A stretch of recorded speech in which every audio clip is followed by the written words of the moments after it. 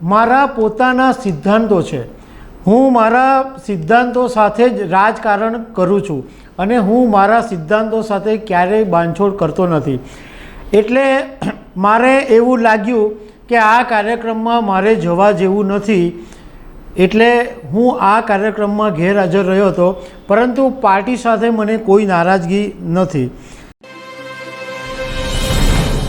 નમસ્કાર દર્શક મિત્રો, 28 એપ્રિલ અને શનિવારની રાત્રે લગભગ 9 વાગે મિની હીરા બજાર પાસે એક ભવ્ય કાર્યક્રમ યોજાયો હતો અને CR પાટીલની હાજરીમાં આમ આદમી પાર્ટીને છોડીને આવેલા પાસ નેતા અલ્પેશ કથિરિયા અને ધાર્મિક માલવિયાને સત્તાવાર રીતે ભાજપની અંદર સામેલ કરવામાં આવ્યા। આ પ્રસંગે બહુ બધી પબ્લિક હતી, ભાજપના કાર્યકરો હતા અને સ્ટેજ ઉપર ભાજપના મોટા મોટા નેતાઓ, ધારાસભ્યો બધા જ હતા અને અલ્પેશ કથિરિયા અને ધાર્મિક માલવિયા પર રીતસરની પુષ્પવર્ષા પણ કરવામાં આવી હતી। પરંતુ આ બધા વચ્ચે સ્ટેજ ઉપર એક માણસની ખોટ દેખાતી હતી અને એ હતા કુમાર કાનાણી। વરાછાની અંદર ભાજપની જાહેર સભા હોય અને કુમાર કાનાણી ગેરહાજર હોય એટલે સ્વાભાવિક રીતના ચર્ચા થવાની જ કે એવું તો શું થયું કે કુમાર કાનાણી આ અલ્પેશ કથિરિયા અને ધાર્મિક માલવિયાના ભાજપ પ્રવેશ વખતે સામેલ નહીં થયા। ઘણા બધા બાબતોની ચર્ચા ચાલી, ઘણા બધા પોતપોતાની રીતના તાગ મેળવવાના પણ શરૂ કર્યા કે શું કામ કુમાર કાનાણી નહીં આવ્યા। હવે 2 દિવસ પછી કુમાર કાનાણીનો એક વિડીયો સોશિયલ મીડિયામાં વાયરલ થયો છે અને એ વિડીયોમાં એમણે જે કીધું છે એના વિશે હું તમારી સાથે વાત કરીશ અને એનો શું અર્થ થાય એના વિશે પણ તમારી સાથે વાત કરીશ। મારું નામ રાજેશ શાહ છે અને તમે જોઈ રહ્યા છો ખબર છે.com। દર્શક મિત્રો, 28 એપ્રિલને શનિવારે અલ્પેશ કથિરિયા અને ધાર્મિક માલવિયા સત્તાવાર રીતના ભાજપમાં સામેલ થઈ ગયા, પરંતુ તે વખતે વરાછા ભાજપના ધારાસભ્ય કુમાર કાનાણી કે જેઓ સ્પષ્ટ વક્તા માટે જાણીતા છે અને ગ્રાઉન્ડ લેવલના કાર્યકર છે, એ ગેરહાજર હતા। એટલે ચર્ચા શરૂ થઈ અને હવે કુમાર કાનાણીનો એક વિડીયો સોશિયલ મીડિયામાં વાયરલ થયો છે। એમાં એમણે આ બધી બાબતોની ચોખવટ કરી છે કે હું શું કામ હાજર નહોતો રહ્યો। એમણે એમ કીધું કે મને પાર્ટી સાથે કોઈ નારાજગી નથી, કારણ કે ભારતીય જનતા પાર્ટીના જે નેતાઓ છે એ બધું જે કંઈ પણ કરતા હોય એ વિચારીને કરતા હોય છે। ભાજપને શેમાં ફાયદો થશે, કોઈને પાર્ટીમાં લેવાથી શું અસર પડશે, આ બધી બાબતોનો વિચાર કરીને ભારતીય જનતા પાર્ટીના નેતાઓ બધા નિર્ણયો લેતા હોય છે। એમાં ભાજપનો પ્રચાર કરવાનો પણ આશય હોય છે, પરંતુ મારા પોતાના સિદ્ધાંતો છે। હું મારા સિદ્ધાંતો સાથે જ રાજકારણ કરું છું અને હું મારા સિદ્ધાંતો સાથે ક્યારેય બાંધછોડ કરતો નથી। એટલે મારે એવું લાગ્યું કે આ કાર્યક્રમમાં મારે જવા જેવું નથી, એટલે હું આ કાર્યક્રમમાં ગેરહાજર રહ્યો હતો, પરંતુ પાર્ટી સાથે મને કોઈ નારાજગી નથી। કોઈ પણ કાર્ય કરતા હોય તો એ એક કાર્યકર્તા તરીકે મારે પાર્ટીની વાત માનવી જ પડે અને એક કાર્યકર્તા તરીકે પાર્ટીની દરેક વાત મારા માટે શિરોમાન્ય છે, હું માનું જ છું। એટલે નારાજગીનો સવાલ પેદા થતો નથી। એમણે એમ કીધું કે આવા પ્રસંગે, એટલે ધારો કે હું ગેરહાજર રહ્યો તો એ પછી છીછરી વાત કરીને કે લાભ મેળવવા માટે એ બધું મારું કામ છે જ નહીં। હું હરીફ બાબતે પણ કોઈ ચિંતા કરતો નથી। હા, એટલું સ્પષ્ટપણે માનું છું કે મારો જે હરીફ હોય એ ભાજપનો કાર્યકર જ હોવો જોઈએ। આવી બધી એમણે વાત કરી।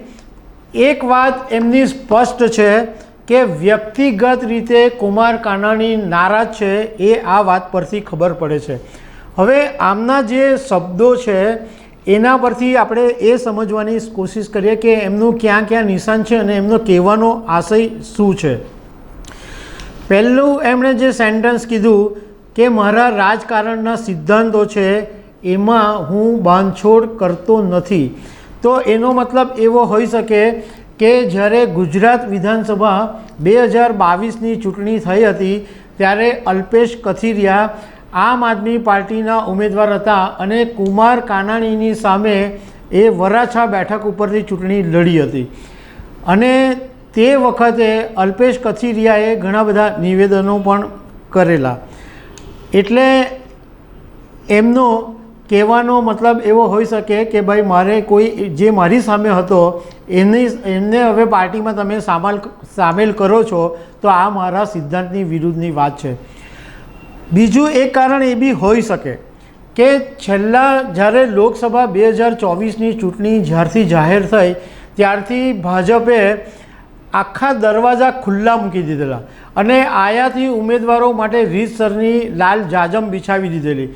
કોંગ્રેસના પાર્ટીના કાર્યકરો હોય, નેતાઓ હોય, ધારાસભ્યો હોય, આમ આદમી પાર્ટીના કાર્યકરો હોય, નેતાઓ, ધારાસભ્યો હોય, બધાને પાર્ટીએ ભાજપની અંદર સામેલ કરી દીધેલા. એમ કહી શકાય કે રીતસરનો એક ભરતી મેળો શરૂ થયો હતો. હવે આ ભરતી મેળો શરૂ થવાને કારણે ભાજપની અંદર ઘણા બધા કાર્યકરો અને ઘણા બધા નેતાઓ નારાજ છે જ. કારણ કે આ બધા બહારથી આવેલા આયાતી નેતાઓને સીધો બેઠો લાડવો મળી ગયો. ઘણા બધાને ટિકિટ મળી ગઈ, ઘણાને લોકસભાની, ઘણાને વિધાનસભાની ટિકિટ મળી ગઈ. અને જે કાર્યકરો વર્ષોથી ભાજપની અંદર ચંપલ ઘસી રહ્યા છે એમને કશું મળતું નથી. પરંતુ ભાજપ એક શિસ્તની પાર્ટી હોવાને કારણે આ જે આક્રોશ છે, આ જે વિરોધ છે એ સામે આવતો નથી. પરંતુ કુમાર કાનાણી એવા નેતા છે જે કોઈનાથી ડરતા નથી. એટલે એમણે સ્પષ્ટ સીધું કહી દીધું કે આ મારા સિદ્ધાંતની વાત નથી અને હું સિદ્ધાંત જોડે ક્યારેય બાંધછોડ કરતો નથી. બીજું એક સેન્ટન્સ એમણે એમ કીધું કે મને હરીફની કોઈ ચિંતા નથી, પરંતુ મારો ભાજપનો કોઈ કાર્યકર હરીફ હોવો જોઈએ. તો એનો સીધો મતલબ એમ થયો કે કુમાર કાનાણી, અલ્પેશ કથિરિયા અને ધાર્મિક માલવિયાને ભાજપના કાર્યકર માનતા જ નથી.